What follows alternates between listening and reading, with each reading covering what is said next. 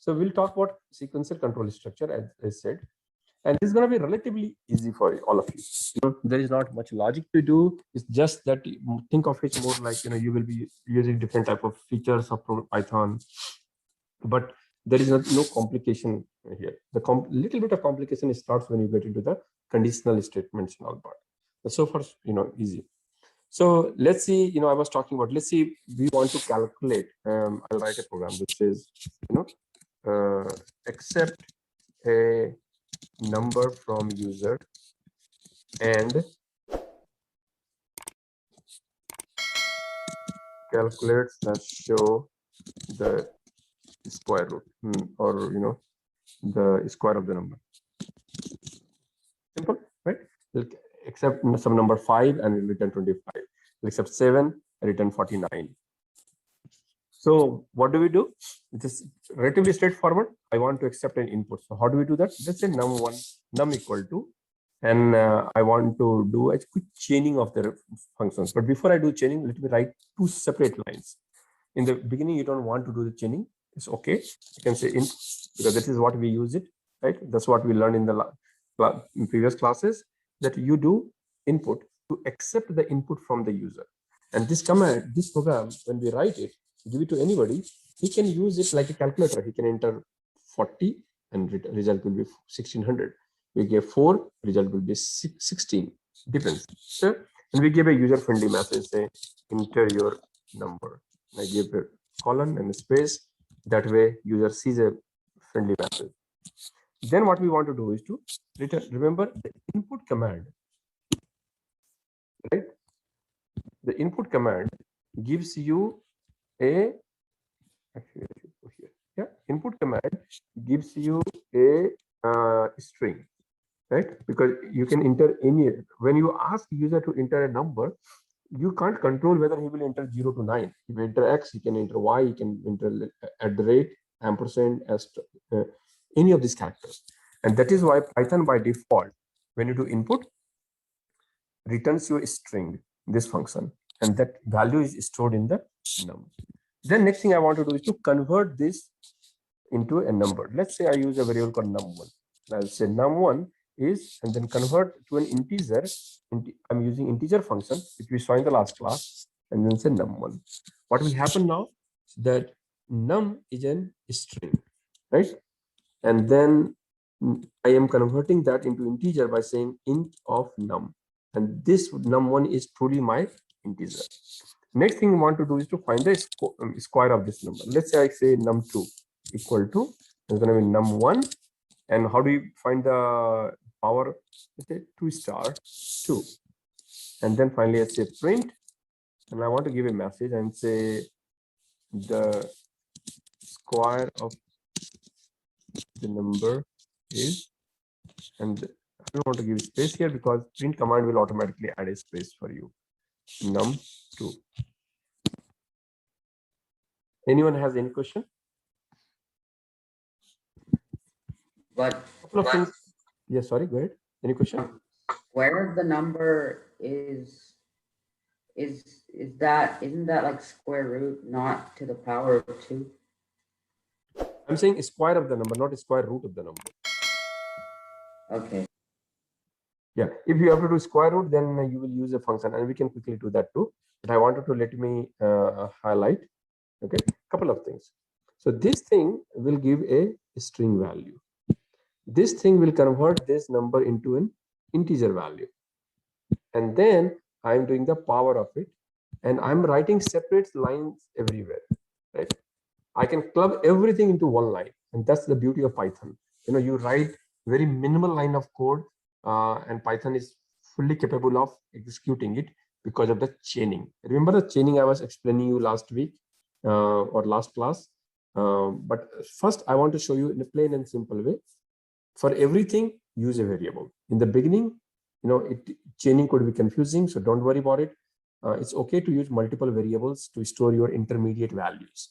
For example, I stored num, then converted num to num1, then num1 power exponent 2, num2, and then I'm printing num2. Right now, couple of things also to notice here is what's my input? Every program that you write, you ask yourself, what's my input, what's my output, and what's my processing? Because any program that you write in this world, any program, right, has these three blocks. You got your input, you process the data, and you show some output, right? So what we call it, input,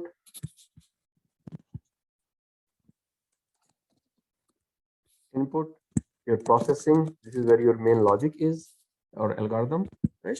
And you give output.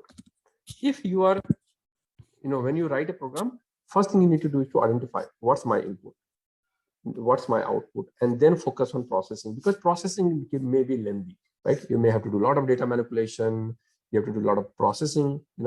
Right now I'll show you. If you notice here, what's our input, and if you read this, right, this statement is our input. This is what I'm highlighting in green. This is our input. Okay?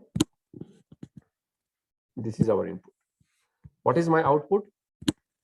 num2, and I'm printing this output on this line. So the whole purpose of this program is to accept a number and calculate the output and print the output. So the least you do when you are writing a program is to create this skeleton. How do you create a skeleton? I'm going to create the same code, but I'll show you. Let's first go skeleton model. And this makes life very easy in the beginning. So my skeleton is num1 equal to input enter your number,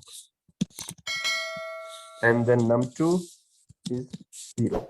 And I know I will write a comment here and say this value will be calculated, let's say, and then I'll say print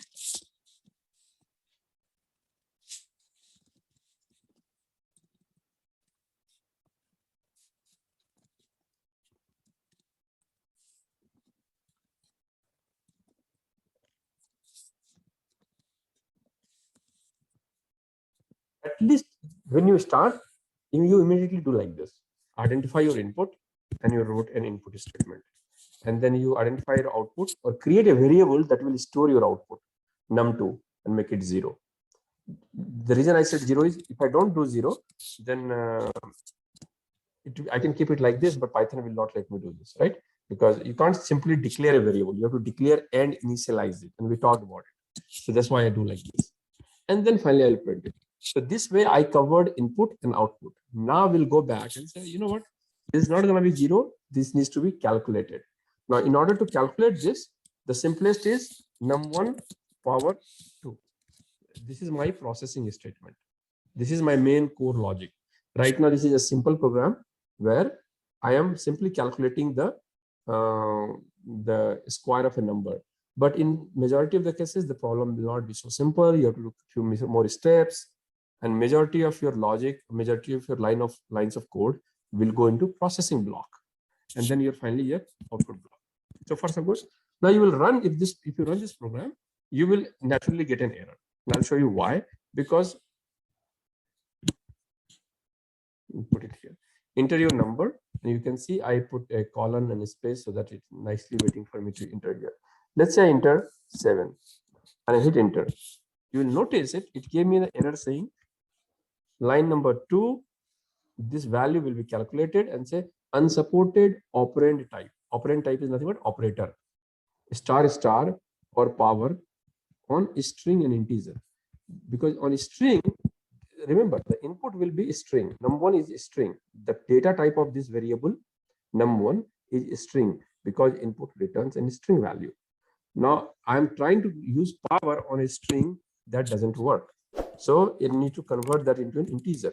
So let's change this and say, you know what, num2 equal to int, and then num1. And then I have to use num2. So this value has to be num2. This means I will change this to num3, and then I print the value of num3. Okay. Now if I run it, this should run fine because I am already taking care of it.